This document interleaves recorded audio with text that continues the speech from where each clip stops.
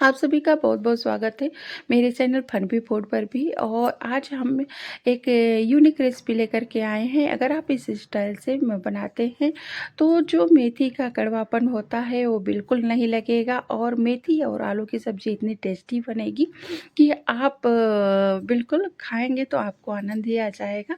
और ज़्यादातर बच्चे मेथी पसंद नहीं करते हैं, लेकिन इस तरीके से आप बनाएँगे तो उनको भी पसंद आएगा।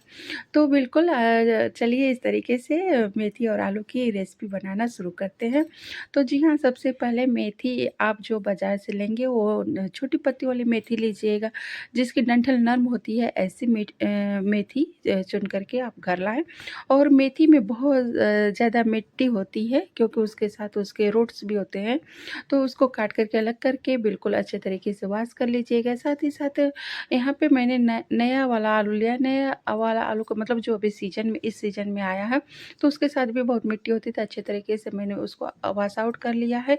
और इसके साथ ही जो आलू लिया है मैंने, इस तरीके से फोक से, चम्मच से उसमें हाँ, अच्छे तरीके से पूरे आलू को गोद लेना है। इसका पर्पज़ ये है कि जब हम आलू और मेथी की सब्ज़ी बनाएँगे तो जो मसाला होगा, जो रस होगा, वो बिल्कुल आलू के अंदर तक जाए, इसी के लिए।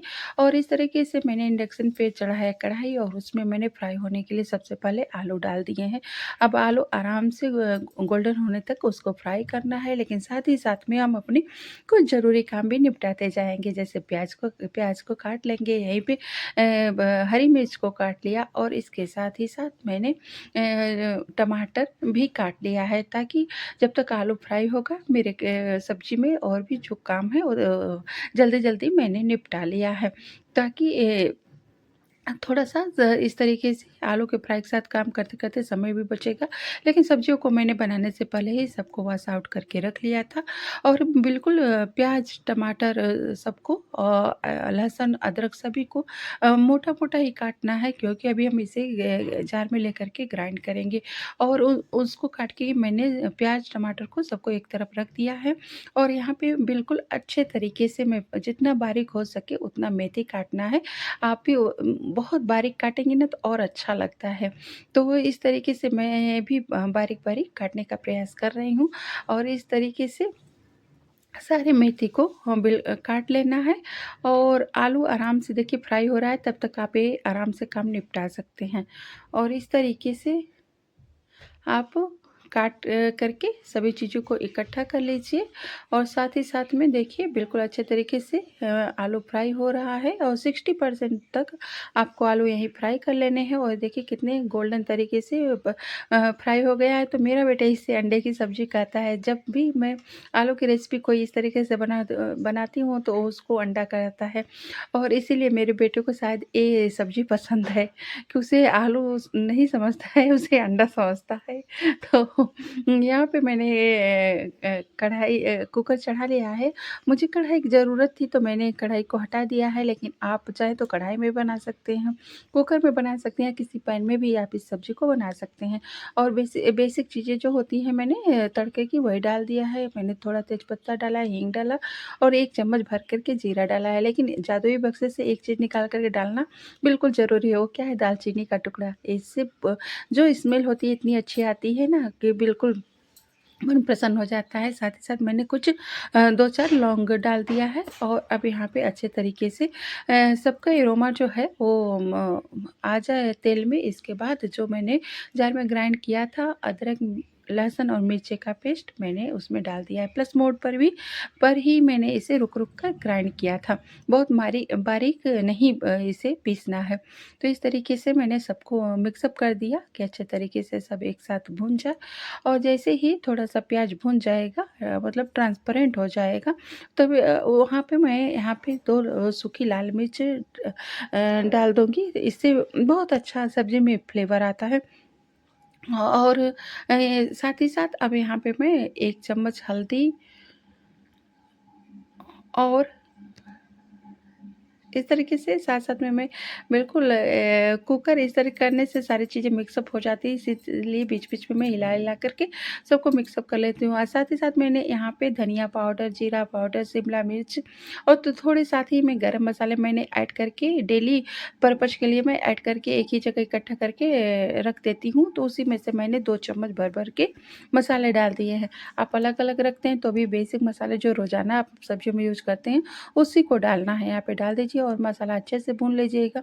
जब मसाला तेल छोड़ देता है तो उसी के बाद हमने जो 2-3 टमाटर ग्राइंड किए थे उसको डाल दिया। यहाँ पे आपको टमाटर मतलब 2 से 3 ही रखना है, क्योंकि जो मेथी का कड़वापन होता है ये टमाटर ही दूर करेगा। और टमाटर का जो खट्टा-खट्टा स्वाद आता है उससे पता ही नहीं चलता है कि मेथी मेथी का कड़वापन आपको पता ही नहीं चलेगा।